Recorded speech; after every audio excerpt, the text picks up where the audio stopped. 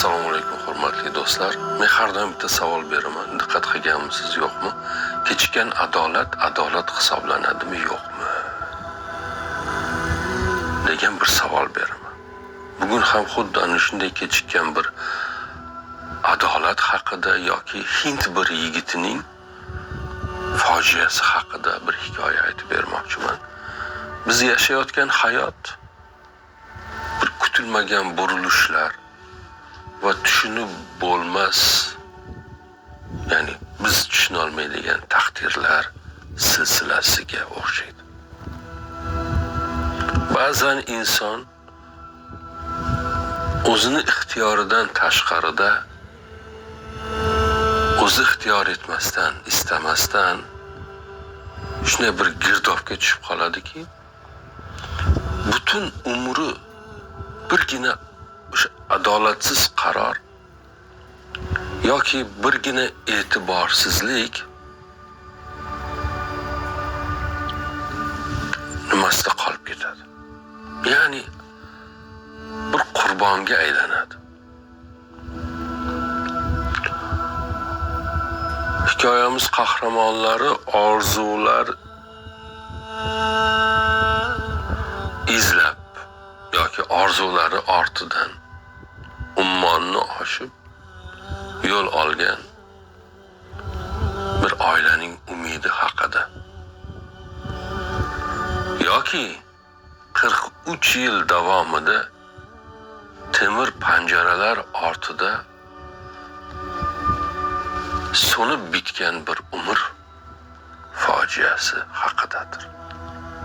Hammasi yaxshi hayot ilinjida boshlangandi. Hech kim yomonlikni istab yo'lga chiqmagandi.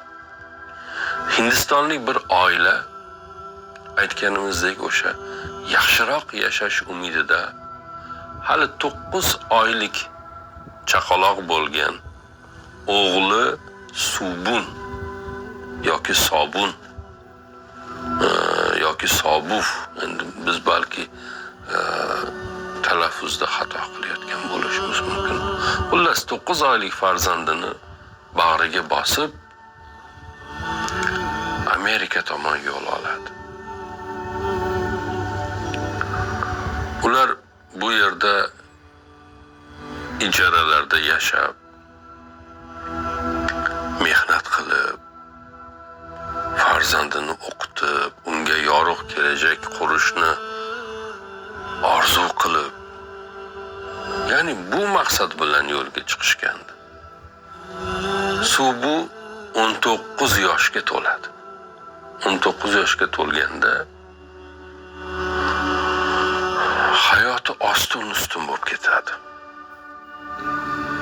Kunlardan bir kuni u amerikalik o'rtog'i bilan uchrashishga chiqadi.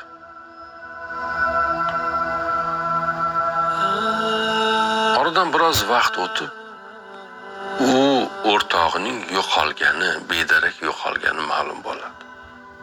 Va oradan 9 oy vaqt o'tadi. Keyin u yo'qolgan o'rtog'ining jasadi boshidan o'q yegan holda topiladi.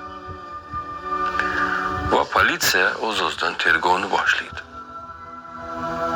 Marhum bilan eng oxirgi marta kim uchrashgan degan bir savol o'rtaga tashlanadi va u bilan eng oxirgi marta uchrashgan, ya'ni u uchrashgan eng oxirgi odam Subu ekani va u bola yaqindagina o'zi uchun qurol sotib olgani ma'lum bo'ladi.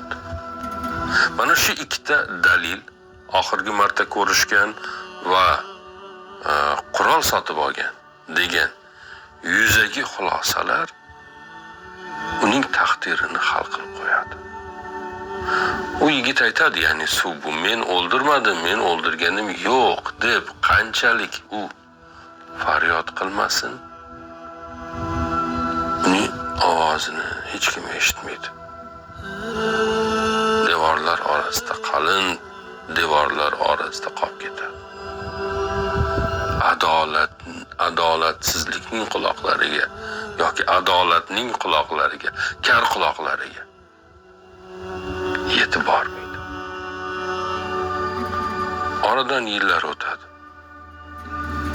10 yil. Suv bu qamoqxonadan o'tirib vaqti bilan aytadiki, meni ishimni qaytadan ko'rib chiqinglar. Men bu jinoyatni qilganim yo'q.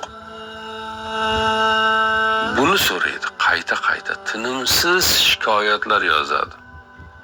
Ammo bu yozg'irishi uni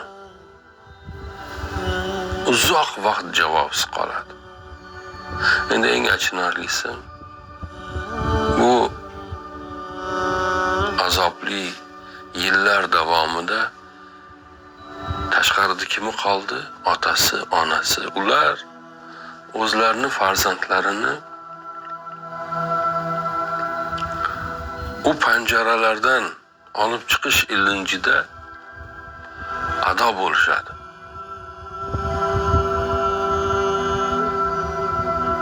Va vaqti soati kelganda bu dunyoni tark etishadi. U iztirob, u alam, u og'riq ichida. Ya'ni suv bu nafaqat o'zini erkinligini, balki uni dunyoga keltiruvchi yagona insonlarini, ota-onasini ham nima qiladi? Yo'qotadi. Va nihoyat oradan qancha? 43 yil. Oradan 43 yil o'tadi. 43 yildan keyin bir insofli bir ofitser uning ishini qaytadan ko'rib chiqishga qaror qiladi yani. Endi hujjatlar va dalillar tekshirilganda o'sha 43 yil oldingi ochiq haqiqat yuzaga chiqadi. Yopiq haqiqat emas, ochiq haqiqat yuzaga. Davomi kerak bo'lsa, kommentariyada plus belgisini qoldiring. Like va podpiska esdan chiqmasin.